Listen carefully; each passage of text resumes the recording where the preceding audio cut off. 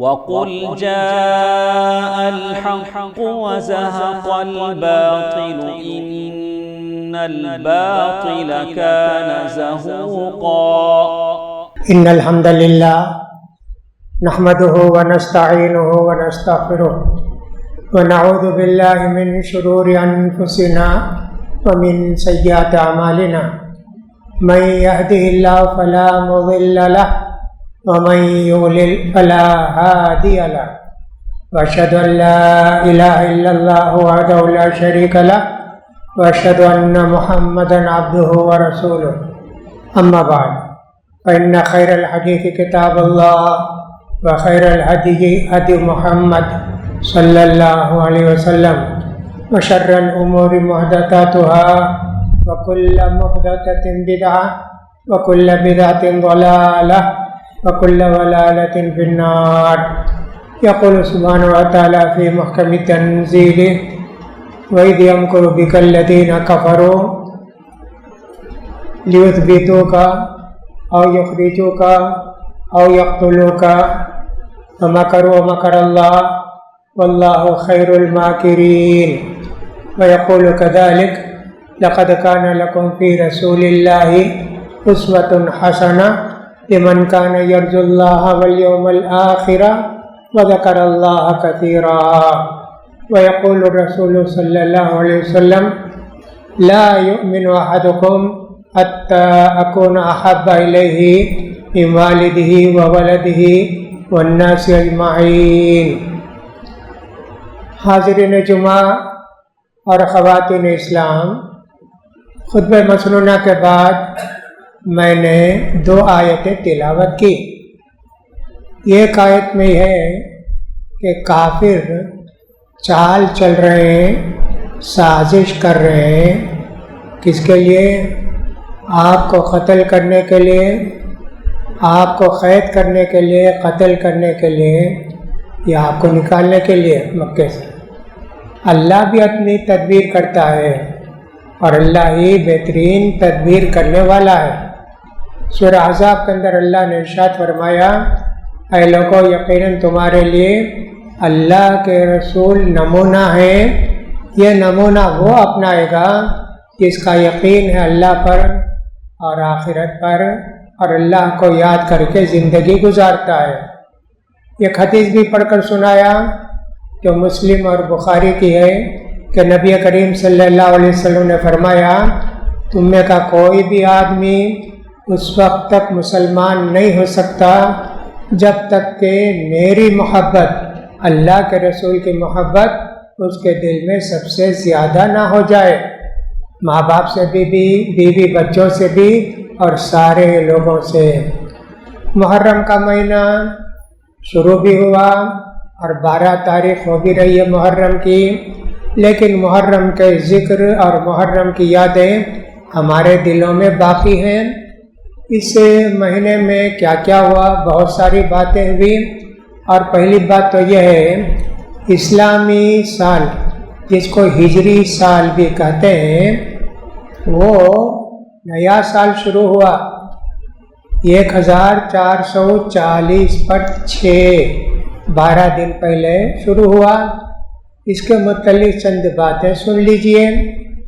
نبی کریم صلی اللہ علیہ وسلم کا انتقال ہوا، حضرت ابو بکر صدیق رضی اللہ تعالیٰ عنہ خلیفہ بنے، تقریباً 2.5 سال انہوں نے خلافت کیا کافروں کے ساتھ، اور اسی طرح مانعین زکوٰۃ نہیں دینے والوں کے ساتھ، اور جو لوگ کے اسلام چھوڑ کر اپنا دین بدل دیے ان سے لڑنے میں گزر گیا۔ اس کے بعد حضرت عمر ابن فاروق رضی اللہ تعالیٰ عنہ خلیفہ بنائے گئے، بہت بڑی سلطنت ہو گئی، روم کی سلطنت ختم ہو گئی، ایران کی سلطنت ختم ہو گئی۔ وہ اپنے زمانے میں روم کی سلطنت اور ایران کی سلطنت، جس کو فارس کی سلطنت کہتے ہیں، 2 بڑی طاقتیں تھیں۔ جیسے کہ چند سال پہلے امریکہ اور روس تھا، ویسی طاقتیں تھیں۔ اللہ کی مہربانی سے حضرت عمر بن خطاب رضی اللہ تعالیٰ نے ان دونوں کو بھی فتح کر لیا۔ ہر جگہ اپنے گورنر مقرر کیے، گورنروں کو ہدایت دیتے تھے کہ صاحب یہ کرو، یہ مت کرو، یہ کرو، یہ مت کرو، خطوط بھیجتے تھے۔ اب وہ خطوط میں تاریخ نہیں ہوتی تھی۔ حضرت ابو موسیٰ اشعری رضی اللہ تعالیٰ جو کہ کوفے کے گورنر تھے، وہ آ کر بولے امیر المومنین آپ خط لکھتے ہیں، اس میں پہلا خط کون سا ہے، دوسرا خط کون سا ہے، کبھی ریفر کرنا چاہیں، دیکھنا چاہیں، سمجھ میں آتا نہیں، اس لیے ہماری تاریخ ہونا چاہیے، تاریخ ڈالیں گے تو معلوم ہو جائے گا۔ حضرت عمر بن خطاب نے کہا ٹھیک ہے جی، یہ رائے بہت اچھی ہے۔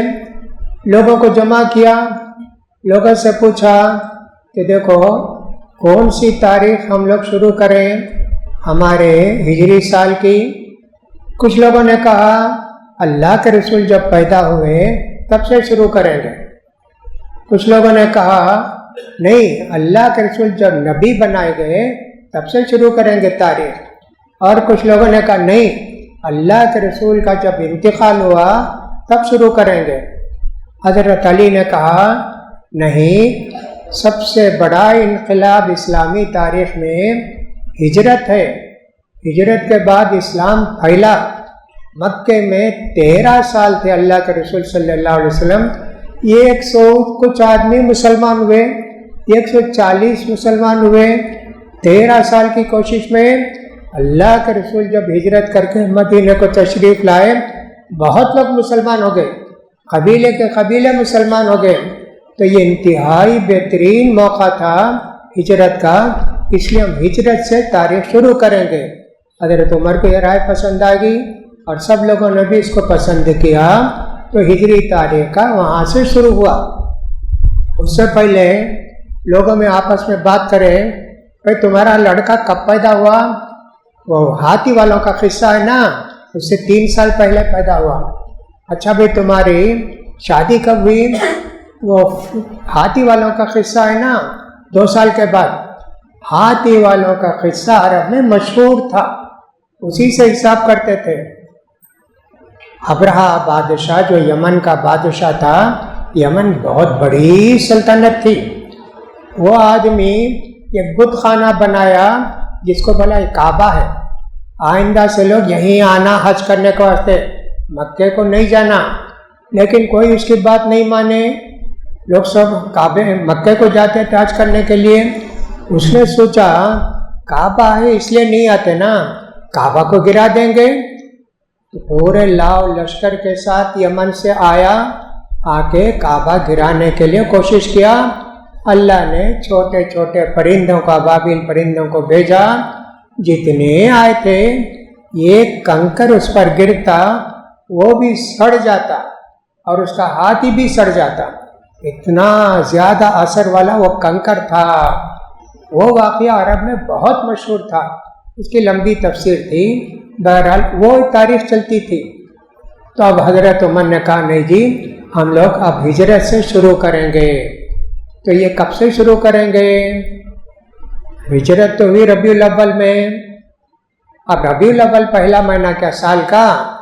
کہا نہیں، عرب کے لوگ محرم کا مہینہ ہے نا، اس کی بڑی عزت کرتے تھے پہلے سے، اس لیے ہم لوگ محرم سے شروع کریں گے۔ تب سے محرم کی تاریخ کا آغاز ہوا۔ یہ مختصر تاریخ ہے، ہجری تاریخ بولتے ہیں اس کو۔ ہجرت کا مطلب ہے چھوڑ دینا۔ اللہ کے رسول بھی، صحابہ اکرام بھی گھر بار، بیوی، بچے، وطن، جائیداد، مال، دولت سب کچھ چھوڑ کے مکے میں مدینہ کو چلے گئے۔ ہجرت کا مطلب ہے چھوڑ دینا۔ نبی کریم صلی اللہ علیہ وسلم فرماتے ہیں لا یحل لمسلم ان یہجر اخاہ فوق 3، کسی مسلمان کے لیے جائز نہیں ہے اپنے مسلمان بھائی سے بات چیت چھوڑ دے 3 دن سے زیادہ۔ کبھی غصہ آیا، کبھی لڑائی ہوگی، ٹھیک 3 دن میں ٹھنڈے ہو جاؤ، اپنے بھائی سے مل لو۔ یہاں کیا فرمائے؟ ان یہجر اخاہ فوق 3، 3 دن سے زیادہ کسی مسلمان کے لیے جائز نہیں ہے اپنے بھائی سے بات چیت چھوڑ دے، تعلقات چھوڑ دے۔ ہمیں شہریت کو سوچنا چاہیے کہ ہم بھی ایسا ہیں۔ اگر آپ میں اور آپ کے کسی مسلمان بھائی میں لڑائی جھگڑا ہے، بات چیت بند ہے، آپ کو چاہیے کہ صلح کر لیں، معاف کر دیں، ان کو معاف کر دیں یا آپ معافی چاہ لیں، ورنہ تو آپ کی نماز روزہ سب لٹکتے رہتے ہیں، مر گئے ویسے ہی تو لٹکتے ہی رہ جائیں گے۔ اسی طرح بہنوں کو بھی چاہیے اگر اپنی کسی بہن سے لڑائی ہے جھگڑا ہے، ان کو چاہیے کہ آپ اپنی بہن سے معافی چاہ کے تلافی کر لیں، معافی تلافی کر کے اپنے اعمال کو اللہ کے یہاں بھیجیں، ورنہ تو کچھ بھی نہیں ہوتا، ویسے ہی مر گئے تو پھر تمہارے سارے اعمال لٹکتے ہی رہ جائیں گے۔ تو اس کے اندر کیا فرمایا اللہ کے رسول نے؟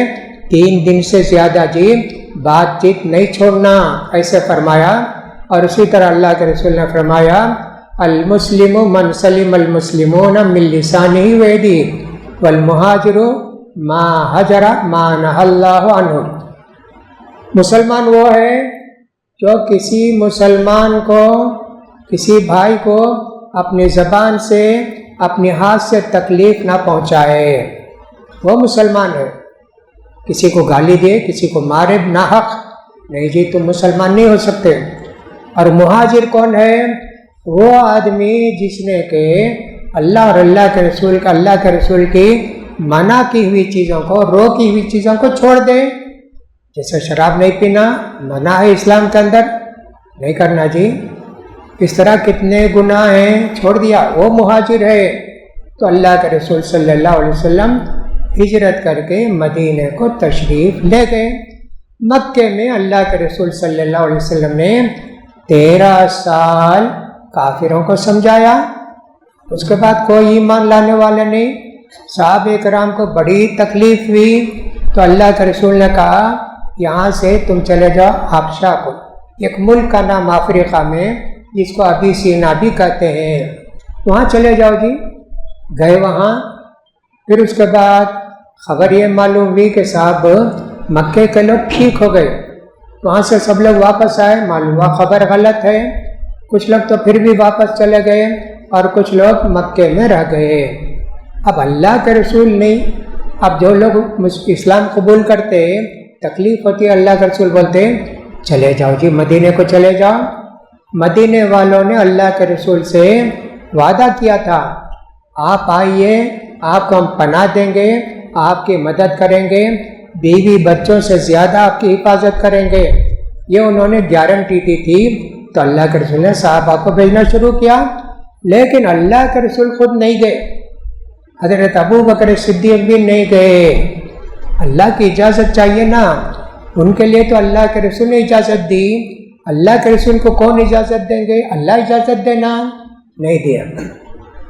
یہاں تک کہ مکے والے دیکھیں کہ محمد کے ساتھی سب مدینے کو جا رہے ہیں، وہاں ان کی حکومت بن جائے گی، پھر مدینے سے آ کر ہم پر حملہ کریں گے، اس لیے ہم کو چاہیے کچھ تدبیر کریں۔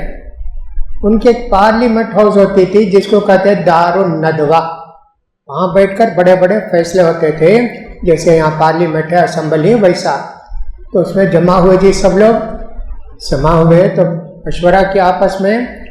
کچھ لوگوں نے کہا ایسا کریں کہ صاحب ان کو جو بستی سے نکال دیں، چلے جائیں گے، قصہ ختم، کہیں جا کر بچ جائیں۔ کہا نہیں، جہاں بھی یہ جائیں گے اپنی زبان، ان کی زبان اتنی میٹھی ہے اور ان کا کلام اتنا پیارا ہے، وہاں کے سب لوگ مسلمان ہو جائیں گے، سارے لوگ آ کر ہمارے اوپر حملہ کریں گے، تو اس لیے جو ہے ان کو مکے سے باہر نہیں بھیجنا چاہیے۔ کسی نے کہا نہیں جی ان کو قید کر لیں، کوئی بڑا کنواں کھودے، کچھ بھی اس کے اندر اتار دیں، کھانا پانی بھیج دیا بس۔ کہا نہیں جی ان کے جو ساتھی ہیں وہ آ کے چھڑا کے لے جائیں گے، ہماری طاقت نہیں ہے۔ پھر ابو جہل نے کہا میرا خیال یہ ہے ان کو قتل کر دے، قصہ ختم۔ ہاں یہ رائے ٹھیک ہے۔ ابلیس بھی وہ پارلیمنٹ میں تھا، اس نے کہا بہت اچھی رائے ہے یہ، اب کون قتل کرے؟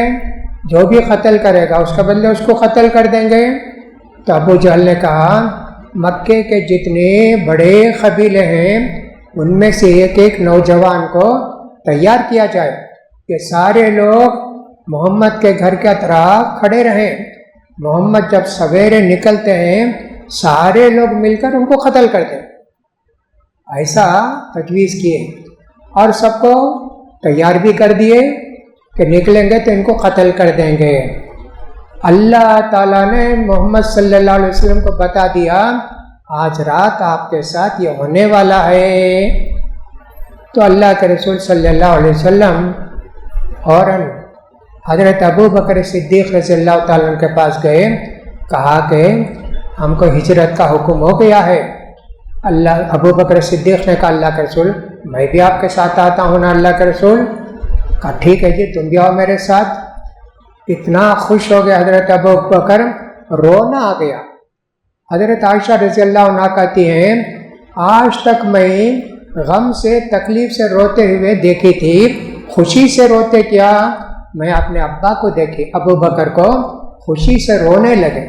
حضرت ابو بکر صدیق نے کہا اللہ کے رسول میں 2 سواری تیار کر کے رکھا ہوں, بہترین اونٹ, ایک آپ ایک میں, یہ دونوں لے لیں گے اور اس میں سواری کریں گے.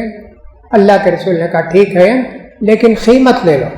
کہا نہیں اللہ کے رسول قیمت نہیں لیتا. نہیں قیمت لینا پڑے گا, قیمت لینا پڑے گا.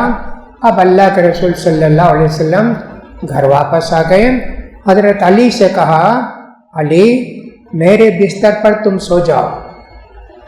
علی رضی اللہ عنہ کتنے سال کرے ہوں گے؟ 10-12 سال کرے ہوں گے جی, چھوٹے تھے. کہا ٹھیک. اللہ کے رسول صلی اللہ علیہ وسلم کی چادر اوڑھ کے سو گئے اور اللہ کے رسول صلی اللہ علیہ وسلم رات کے آخری حصے میں نکلے گھر سے. ایک مٹھی کنکری اٹھا کے مٹی شاہت الوجوہ فاغشیناہم من بین ایدیہم ومن خلفہم سدا فاغشیناہم فہم لا یبصرون وجعلنا من بین ایدیہم سدا ومن خلفہم سدا. ہم نے آگے سے پیچھے سے ان کی آنکھوں کو اندھا کر دیا. مٹی پڑی سب آنکھ بند کرنے لگے اور کسی میں آیا نیند آ گئی سب کو. تھوڑی دیر کے ساتھ سوئے یہاں تک کہ صبح ہو گئی, محمد نہیں نکلے. وہاں تو کہا لوگوں نے کیا کر رہے تم لوگ؟ کہا محمد آئیں گے تو قتل کریں گے. کہا کہ صاحب کیا کر رہے ہو, تمہارے سر میں دیکھو کتنی مٹی ہے. اللہ کے رسول نکل کر چلے گئے سویرے حضرت ابو بکر صدیق کے گھر کو. وہاں سے فوراً آپ بھی ابو بکر صدیق بھی دونوں آدمی نکل کر مکے سے ایک غار, سور ایک پہاڑ ہے مکے میں, سور ایک پہاڑ ہے اس میں ایک غار ہے. غار سور میں جا کے دونوں پناہ لیے. اب جانا تھا ان کو مدینے کی طرف نا. کافر بول دیے ارے چلے گئے کیا دونوں؟ اعلان کر دیے جو بھی محمد کو زندہ یا مردہ پکڑ کر لائیں گے 100 اونٹ دیں گے انعام میں. 100 اونٹ کتنی بڑی قیمت جی. عرب کا سب سے بڑا مکے کا سب سے بڑا مالدار ہو جائے گا نا. سب لوگ تلاش کرنے لگے 100 اونٹ. اس طرح 3 دن اللہ کے رسول غار سور میں تھے. مکے والے ان کو تلاش کرتے تھے. حضرت علی سے پوچھا کہاں جی, کہاں گئے محمد؟ کہا مجھے کیا معلوم, میں نہیں جانتا. تو اللہ کے رسول مدینے کے راستے کو نہیں گئے اس لیے کہ ان کو معلوم تھا کہ لوگ تلاش کریں گے مدینے کے راستے میں. یمن کے راستے کی طرف جا کے پھر مدینے کے راستے کو آئے. ایسا راستہ کاٹ کے آئے. حضرت ابو بکر صدیق رضی اللہ تعالیٰ نے ایک آدمی کو تیار کر کے رکھا تھا, دیکھو راستہ بتاؤ مدینے کو جانے کے لیے. عام راستہ ہے نا وہ نہیں, کوئی دوسرا راستہ بتاؤ. ان کا نام تھا عبداللہ بن اریقط, لیکن مسلمان نہیں تھے, وہ کافر تھے, امانت دار تھے, کسی سے کوئی غلط بات نہیں بولیں گے. کہا ٹھیک ہے. ان کو پورے راستے معلوم تھے. غار سور میں 3 دن تھے جی. تو وہاں مکے کے لوگ تلاش کرتے کرتے غار سور کے پاس بھی پہنچ گئے. حضرت ابو بکر صدیق نے دیکھا کہ صاحب پاؤں نظر آتے لوگوں کے. کہا اللہ کے رسول آ رہے آ گئے. کہا کہ لا تحزن ان اللہ معنا, کیوں جو پریشان ہوتے, اللہ ہمارے ساتھ ہے نا, اللہ پر بھروسہ رکھو. ذرا تسلی ہوئی۔ تو غار کے اندر جانے سے پہلے حضرت ابو بکر صدیق نے کہا اللہ کے رسول آپ ذرا باہر رہو، میں غار میں دیکھ کر آتا ہوں، ہو سکتا ہے کوئی لومڑی ہو، کوئی شیر ہو، کوئی کتا ہو یا کوئی سانپ ہو، تکلیف ہوگی نا۔ جا کے پورا غار سب تلاش کر کے دیکھ کے جہاں جہاں سوراخ تھا سب کو بند کیے، پتھر رکھے، فلاں کرے فلاں کرے، پھر کہا اللہ کے رسول آئیے۔ اللہ کے رسول کو اندر بلا کے لے گئے۔ اللہ کے رسول تھکے ہوئے تھے، حضرت ابو بکر صدیق رضی اللہ تعالیٰ عنہ کے ران پر پاؤں رکھ کے سر رکھ کے آرام کیے۔ اس وقت ایسا ہوا، آگے اللہ کے رسول کا لا تحزن ان اللہ معنا، کیوں فکر کرتے جی، اللہ ہمارے ساتھ ہے۔ یہ پیارا جملہ بولے، نہیں تلاش کرے وہ لوگ، ان کو نہیں سمجھ میں آیا، تلاش کرتے کرتے گئے، کچھ نہیں ہوا، مایوس ہو گئے۔ 3 دن کے بعد اللہ کے رسول بھی حضرت ابو بکر صدیق بھی اس غار سے نکلے۔ اس میں کیا ہوتا تھا، کھانے پینے، ہاں کھانے پینے کا بھی انتظام تھا۔ بکریاں جو تھیں وہ ابو بکر صدیق رضی اللہ تعالیٰ کے غلام بکریوں کو لے کر جاتے، جا کے دودھ رات میں پلا دیتے، آ جاتے۔ پھر اس کے بعد ایسا ہوتا کہ سب کھانا پینا، وہ حضرت اسما ابو بکر صدیق کی بیٹی تھی، وہ جو ہے اپنی اون نہیں پھاڑ کے اس کپڑے میں کھانا باندھ کے لے جاتی۔ سوچئے اللہ کے رسول کو کیسی تکلیف ہوئی ہے، یہ دین ہم تک پہنچانے کے لیے ہم کو اس دین کی قدر نہیں ہے۔ اللہ کے رسول کی محبت، اللہ کے رسول کی عزت ہمارے دلوں میں اتنی نہیں ہے۔ حضرت ابو بکر صدیق اپنی جان دینے کے لیے تیار ہیں اللہ کے رسول کے لیے، لیکن ہم کتنے غافل ہیں دین سے، کتنے دور ہیں، ہم کو کچھ بھی اس کی فکر نہیں ہے۔ بہرحال وہ جو بکری جاتی نا وہ تو نشان رہتے، آدمی جانے کا نشان نہ ہو اس کو مٹا دیتے تھے، اسما مٹا دیتی تھی۔ ایسا گزارے جی 3 دن کے بعد نکلے وہاں سے، نکل کے میں نے کہا یمن کی طرف جانا شروع کرے، اور یہ عبداللہ بن اریق جس سے بات کرے تھے 3 دن کے بعد وہ آ گئے، دونوں اونٹنی لے کر آ گئے۔ وہاں سے سفر شروع ہوا اللہ کے رسول کا۔ اب اللہ کے رسول جا رہے ہیں مدینے کی طرف۔ وہاں تھوڑی دور کے بعد، بہت دور کے بعد ایک جگہ تھی، ایک چھوٹی بستی تھی، وہاں کا ایک سردار تھا جس کا نام تھا سراقہ بن مالک۔ وہ ایک کافر تھا۔ ایک بچی نے اس کو بتایا کہ سمندر کے کنارے سے 3 آدمی جا رہے تھے، میں دیکھی ایسا تھے۔ سراقہ نے کہا اچھا، کسی سے بولنا نہیں، ہاں۔ فوراً اپنا گھوڑا، اپنی لڑکے سے کہا گھوڑا تیار رکھو، گھوڑا تیار کر دیے تو پھر وہ تیزی کے ساتھ گیا۔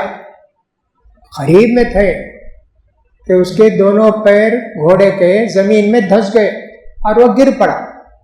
کسی طرح کوشش کر کے گھوڑے کو اٹھایا۔ حضرت ابو بکر صدیق نے کہا اللہ کے رسول آ رہا ہے کوئی ہماری تلاش میں۔ اللہ کے رسول نے اللہم اکفنی اللہم اکفناہم بما شئت، اللہ تو ہی کافی ہے ان کے شر سے بچانے کے لیے، تو ہم کو بچا اللہ۔ گھوڑا اٹھ گیا، پھر بیٹھا، پھر گیا، اور ایک مرتبہ گر گیا اور اب زبردست دھس گیا۔ کہا اللہ کے رسول اب مجھے معلوم ہو گیا محمد، مجھے معلوم ہو گیا کہ اللہ کے سچے رسول ہیں، آپ دعا کر دیجئے میرا گھوڑا اٹھ جائے تاکہ میں چلے جاؤں۔ اللہ کے رسول نے کہا ٹھیک ہے، تم کو جو ہے امان دیتے ہیں۔ دعا کیے، گھوڑا کھڑا ہو گیا۔ اس کے بعد اللہ کے رسول نے کہا اچھا یہ کام کرو، میں تم کو ایک شرط پر یہ لکھ کر دے دیتا ہوں، کوئی بھی پیچھے آئے گا نا بتا دینا نہیں میں جا کر دیکھ کر آیا، کوئی نہیں ہے وہاں، جانے والے کوئی نہیں ہے۔ کافر تھا نا وہ، سراقہ اس کا نام تھا۔ اللہ کے رسول نے کہا ٹھیک ہے، تم کو اور بھی ایک چیز دیتے ہیں۔ ابو بکر صدیق سے کہا کہ تم لکھو کسرا جو بادشاہ ہے فارس کا، ایران کا، جب وہ ملک فتح ہو جائے گا اس کے کنگن، سونے کے کنگن جو ہے نا ان کو ملیں گے سراقہ کو۔ کہا اللہ کے رسول فارس وہ فتح کریں گے کیا؟ ہاں جی، اللہ کے رسول نے فرمایا فتح ہوگا تم کو کنگن ملے۔ وہ کاغذ ویسے ہی رکھے تھے. حضرت عمر فاروق رضی اللہ تعالیٰ عنہ کے زمانے میں ایران فتح ہوا. حضرت عمر نے کہا اللہ کے رسول نے جس سے بھی جو وعدہ کیا ہے آ کے لے لو. یہ لے جا کے چٹھی دیے. اس میں لکھا ہوا تھا کنگن کسرا کے ان کو پہنائے جائے. مسلمان ہو گئے تھے بعد میں. سراقہ بن مالک ان کے کنگن پہنائے گئے بتانے کے لیے. صرف سونے کا کنگن تو پہننا حرام ہے نا. اتنا چمکدار تھا, کتنا یقین ہو گیا ان کو. پھر اس کے بعد اور آگے بڑھے. بھوک پیاس سے بہت تکلیف ہو رہی تھی. ایک عورت تھی ام معبد, بوڑھی عورت تھی. اس کا چھوٹا گھر نظر آیا. وہ کیا کرتی تھی, کچھ اچھے راستے سے آتے جاتے کیا بھی اس کے گھر میں ہوتا تو کھلاتی. پیسہ وغیرہ کچھ بھی نہیں, جو بھی کھلاتی. حضرت ابو بکر صدیق نے جا کے اس سے کہا تمہارے پاس کچھ کھانے پینے ہے؟ کہا کچھ بھی نہیں ہے. بکری ہے؟ نہیں, سب بکریاں چرنے گئی ہیں. تمہارا گھر والا کہاں ہے شوہر؟ وہ بکریوں کو لے کر گیا. ارے تمہارے گھر میں کوئی بکری نہیں ہے, چھوٹا بکری کا بچہ ہے, وہ دودھ اس میں کچھ بھی نہیں ہے, ابھی وہ بکری گاب بھی نہیں ہوئی. کہا نہیں, تم اجازت دیتے کیا اس میں سے دودھ نکال لیں؟ ارے ابھی چھوٹی بکری کا بچہ ہے, اس سے کیسے دودھ آئے گا؟ نہیں تم اجازت دو نا. کہا اجازت دیتی ہوں. اللہ کے رسول گئے, دھویا, دعا پڑھے, اس کا کا برتن لاؤ. برتن لا کے اللہ کے رسول دھوئے دودھ, اور ایک برتن لاؤ, اور ایک برتن لاؤ. جتنے برتن تھے سب بھر گئے. 3 برتن 4 برتن. اللہ کے رسول بھی پیے, حضرت ابو بکر صدیق بھی پیے, وہ عورت بھی پی. اب ان کے شوہر آئے تو کہا کہ صاحب کہاں سے دودھ آیا؟ کہا کہ صاحب سب سے بڑا جادوگر وہ آئے اور اس چھوٹی بکری کے بچے سے اتنا دودھ نکالے اور ہمارے لیے 3 دن کے لیے دے کر گئے ہیں. اچھا کیسے تھے وہ؟ کہا اتنے خوبصورت تھے, اونچے بھی نہیں اور گڈھے بھی نہیں, درمیانی. ان کا چہرہ چمکتا ہوا تھا, مسکراتے تو ان کے منہ سے موتی معلوم ہوتے تھے, دانت. ایسا سب لمبا بولی قصہ. وہ کہا یہ محمد ہیں, یہی اللہ کے رسول ہیں. اسے کہا. پھر اس کے بعد اللہ کے رسول صلی اللہ علیہ وسلم آگے بڑھے. وہاں مدینے والوں کو معلوم ہو گیا کہ اللہ کے رسول مدینے کو آ رہے ہیں مکے سے. اب اس زمانے میں تو کوئی بتانے والے نہیں, کب آئیں گے. مدینے کے سب لوگ نکل کے صبح نکلتے, ظہر تک انتظار کرتے. عورتیں, بچے سب اچھے کپڑے پہن کے اللہ کے رسول کے استقبال کے واسطے. عصر تک, ظہر تک ہو جاتا ٹائم, پھر گھر کو چلے جاتے. گئے اللہ کے رسول, یہاں تک کہ یہ لوگ انتظار کر کے گھر کو چلے گئے. ایک یہودی تھا, وہ اپنے باغ کو پانی دے رہا تھا. اس وقت اس نے دیکھا 3 آدمی آ رہے ہیں. فوراً اعلان کیا اوپر چڑھ کے, بنو خیلہ, مہاجرین اور انصار, سنو جی تمہارے صاحب آ گئے دیکھو. پورے مدینے میں اعلان ہو گیا. سارے بچے, بچیاں, عورت, مرد آ کے کھڑے ہو گئے. جی اللہ کے رسول صلی اللہ علیہ وسلم آ گئے, مدینے کو آ گئے. یہ ہجرت ہوئی. کتنی تکلیفیں اللہ کے رسول نے برداشت کی, آپ ذرا سوچ کر دیکھیے. اس لیے اس سے بڑا واقعہ اسلامی تاریخ میں نہیں ہے. اس لیے ہجری سال شروع ہوا, ہجرت سے یہ کام شروع ہوا. تو اللہ مکے کو کچھ لوگ آئے تھے, اللہ کے رسول کو دیکھے, لیکن پورے لوگوں کو معلوم نہیں نا. 90% آدمی کو معلوم نہیں کون اس میں دونوں میں اللہ کے رسول. کوئی حضرت ابو بکر صدیق دیکھے, یہ لوگ سمجھتے ہیں اللہ کے رسول کو جیسے سایہ کیے, اللہ کے رسول کی عزت کیے, تب سمجھ گئے کہ اللہ کے رسول یہی ہیں. اس طرح اللہ کے رسول قبا کو پہنچے, وہاں 3 دن تھے. پھر اس کے بعد مدینے کو گئے, قبا میں جمعہ بھی قائم کیا, آپ نے مسجد بھی بنائی. پھر اس کے بعد مدینے کو گئے. پھر اس کا جو کچھ واقعہ ہے وہ بھی لمبا واقعہ ہے. میرے بھائیوں, کہنے کا مقصد کیا ہے؟ یہی ہے کہ اللہ کے رسول کی ذات اور بات سب سے زیادہ ہم کو پسند رہنا. بیوی بولتی سنت کے خلاف نہیں مانتے جی، باپ بولتے سنت کے خلاف نہیں مانیں گے، وزیر بولتا نہیں مانیں گے۔ سب سے زیادہ محبت سنت کی، اللہ کے رسول کی ہمارے دلوں میں ہونی چاہیے، جبھی ہم کامل مسلمان بن سکتے ہیں۔ اس لیے میرے بھائیوں، ہجرت کو یاد رکھیے اور اللہ کے رسول کی قربانیوں کو یاد رکھیے۔ جان جی صرف 2 آدمی نکلے مکے سے، اللہ کے رسول بھی، حضرت ابو بکر صدیق بھی۔ اللہ کے رسول صلی اللہ علیہ وسلم جب کہیں تھک جاتے، حضرت ابو بکر صدیق اٹھا کر لے جاتے اللہ کے رسول کو۔ وہ کیسی طاقت تھی اللہ کو معلوم، کندھے پر اٹھا لیتے جی، اٹھا کے چلتے۔ اللہ اکبر۔ اللہ کے رسول 2 سال بڑے تھے، حضرت ابو بکر صدیق 2 سال چھوٹے تھے، اتنا ہی، 2 سال 4 مہینے کا فرق۔ بڑے اللہ کے رسول، چھوٹے حضرت ابو بکر صدیق۔ اتنی قربانی دیے جی ہجرت کو، وہاں جا کے مدینے میں بسے، سب کو چھوڑ کر گئے نا اللہ کے رسول، بیوی کو چھوڑ کر گئے، اور صاحب اپنی بیٹیوں کو چھوڑ کر گئے، حضرت فاطمہ کو چھوڑ کر گئے، حضرت علی کو چھوڑ کر گئے جو آپ کے چچا ساتھ بھائی تھے۔ اس طرح اتنے لوگوں کو چھوڑ کر گئے اللہ کے رسول۔ حضرت ابو بکر صدیق بھی ویسے پورا گھر چھوڑ کر گئے۔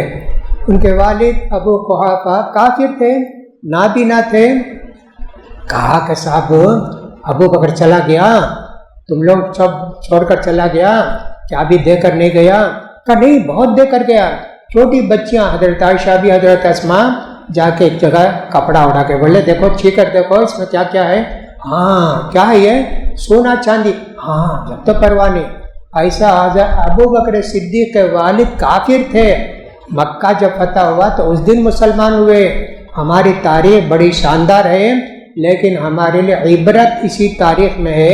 ان واقعات کو ہم کو یاد رکھنا چاہیے، جب چل کر ہمارا اسلام کامل ہوگا۔ ہم نے بعض لوگوں کو میں نے دیکھا ہاتھ میں ڈوری باندھے ہوئے، کالی ڈوری، حرام ہے جی، شرک ہے۔ جو کالی ڈوری ہاتھ میں باندھتے ہیں شرک ہے، بہت بڑا گناہ ہے۔ ان کی نماز بھی قبول نہیں ہوگی، ان کا روزہ بھی قبول نہیں ہوگا۔ اس لیے فوراً ان کو چاہیے ابھی اس ڈوری کو کاٹ دیں، عورت ہو مرد ہو کوئی بھی ہو، ڈوری کو کاٹ دیں تو ان کی جمعے کی نماز قبول ہوگی، ورنہ ان کی جمعے کی نماز بھی قبول نہیں ہوگی۔ دوسری بات یہ ہے، جب آدمی خطیب منبر پر بیٹھ جاتا ہے، اس کے بعد جتنے لوگ آتے ہیں نماز کے لیے ان کو نہیں ہے، نماز نہیں ہے۔ نماز ہے لیکن رجسٹر میں ان کا نام نہیں ہے۔ میرے بھائیو، جمعے کا ایک دن ہفتے میں ایک دن آتا، اس دن بھی جلدی نہیں آ سکتے نماز کو، خطبہ شروع ہونے سے پہلے نہیں آ سکتے۔ تمہارا نام جو لوگ کے دیر سے آئے ان کا ایک نام بھی اللہ کے رجسٹر میں نہیں ہے۔ قیامت میں بولیں گے جمعہ پڑھے؟ ہاں پڑھا نا، کہاں ہے تمہارا نام؟ فرشتے سب کا نام لکھتے ہیں۔ اس سے پہلے بھی میں نے کہا ہے، جمعے کے دن جلد سے جلد مسجد کو آئیے، خطبہ شروع ہونے سے پاؤ گھنٹہ پہلے، 20 منٹ پہلے، آدھا گھنٹہ پہلے، تاکہ زیادہ سے زیادہ ثواب ملے آپ کو اور رجسٹر میں آپ کا نام بھی ہو۔ اس کی کوشش کیجئے، انشاءاللہ آپ کو اجر بھی ملے گا اور اس کے ساتھ آپ کی حاضری بھی ہوگی۔ اللہ سے دعا ہے کہ اللہ تعالی ہم سب کو دین کی باتوں کو سمجھنے کی توفیق دے، اس پر عمل کرنے کی توفیق دے، شرک کے کاموں سے بچائے، اور اللہ کے رسول کی محبت اللہ تعالی ہمارے دلوں میں سب سے زیادہ کر دے، بیوی بچوں سے، ماں باپ سے، دنیا کے سارے لوگوں سے اللہ کے رسول ہم کو محبوب بن جائیں، یہ ہماری تمنا اور دعا ہے۔ اللہ قبول کرے۔ اقول قولی ھذا واستغفر اللہ لی ولکم ولسائر المسلمین فاستغفروہ انہ هو الغفور الرحیم۔